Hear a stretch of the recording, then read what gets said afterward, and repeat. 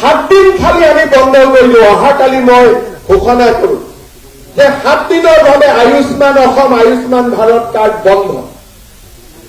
যি ধৰণে বাতৰি কাকত টিভি জপিয়াই পৰিব সি প্ৰমাণ কৰে যে মোদী ডাঙৰীয়াই কিমান সুদূৰ প্ৰসাৰী আঁচনি আমাৰ ৰাইজৰ বাবে দিব পাৰিছে। চলি থাকিলে ভাল বুলি নকয়। এদিন মই কব লাগে অহা মাহত অৰুণোদয় নাপাব বুলি। কালি আপোনালোকক মই কব পাৰো যে 10 তাৰিখে অৰুণোদয় নহব। গোটেই টিভি বাতৰি কাকতে গৈ হিতাধিকাৰীবিলাকৰ ইণ্টাৰভিউ আৰম্ভ কৰি দিব যে এতিয়া কি হব, মানুহৰ ক'ত যাব, ই প্ৰলোভন আছিল, ই অমুক আছিল। তেতিয়া আৰু নকয় যে ই হিতাধিকাৰী সৃষ্টিৰ ই এটা ভেলকিবাদী আছিল বুলি নকয়।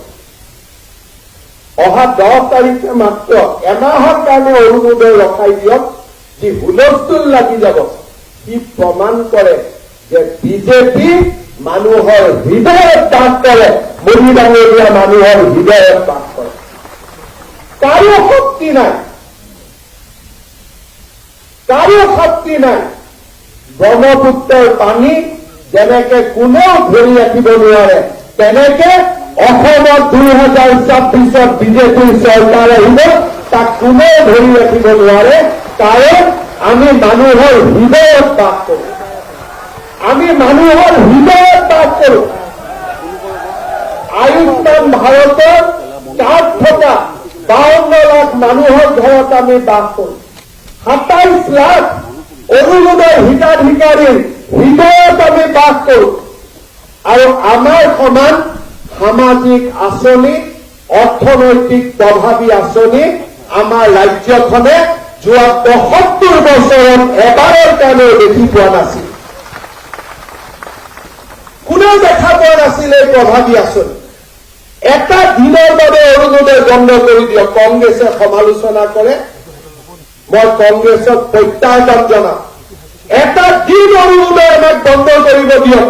মানুহৰ মাজত যি প্ৰতিবাদ হব, মানুহৰ মাজত যি খং আৰু ক্ষোভ হব, সি কংগ্ৰেছ দলে কলৈকে উটুৱাই লৈ যাব তাৰ হিচাপ কৰিব নোৱাৰে। এইবাৰটো মই ভাবি থৈছো, বিধানসভাত যদি অৰুণোদয় আঁচনিক তেওঁলোকে সমালোচনা কৰে, মই কম প্ৰস্তাৱ এটা আনি দিয়ক, মই কালিৰ পৰা বন্ধ কৰি দিম। তেতিয়া তেওঁ বন্ধ কৰিব। এয়া হৈছে অসমত বিজেপিৰ প্ৰভাৱ। 7 দিন খালি আমি বন্ধ কৰিলো। অহাকালি মই ঘোষণা কৰো যে 7 দিনৰ বাবে আয়ুষ্মান অসম আয়ুষ্মান ভাৰত কাৰ্ড বন্ধ। যি ধৰণে বাতৰি কাকত টিভি জপিয়াই পৰিব সি প্ৰমাণ কৰে যে মোদী ডাঙৰীয়াই কিমান সুদূৰ প্ৰসাৰী আঁচনি আমাৰ ৰাইজৰ বাবে দিব পাৰিছে। চলি থাকিলে ভাল বুলি নকয়। এদিন মই কব লাগে অহা মাহত অৰুণোদয় নাপাব বুলি। কালি আপোনালোকক মই কব পাৰো যে 10 তাৰিখে অৰুণোদয় নহব। গোটেই টিভি বাতৰি কাকতে গৈ হিতাধিকাৰীবিলাকৰ ইণ্টাৰভিউ আৰম্ভ কৰি দিব যে এতিয়া কি হব, মানুহৰ ক'ত যাব, ই প্ৰলোভন আছিল, ই অমুক আছিল। তেতিয়া আৰু নকয় যে ই হিতাধিকাৰী সৃষ্টিৰ ই এটা ভেলকিবাদী আছিল বুলি নকয়।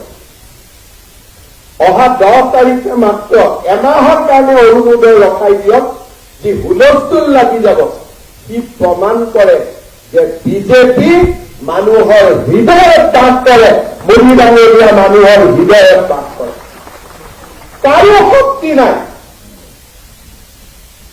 কাৰো শক্তি নাই।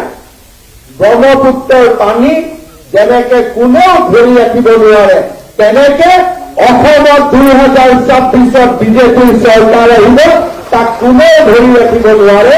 কাৰণ আমি মানুহৰ হৃদয়ত বাস কৰো, আমি মানুহৰ হৃদয়ত বাস কৰো।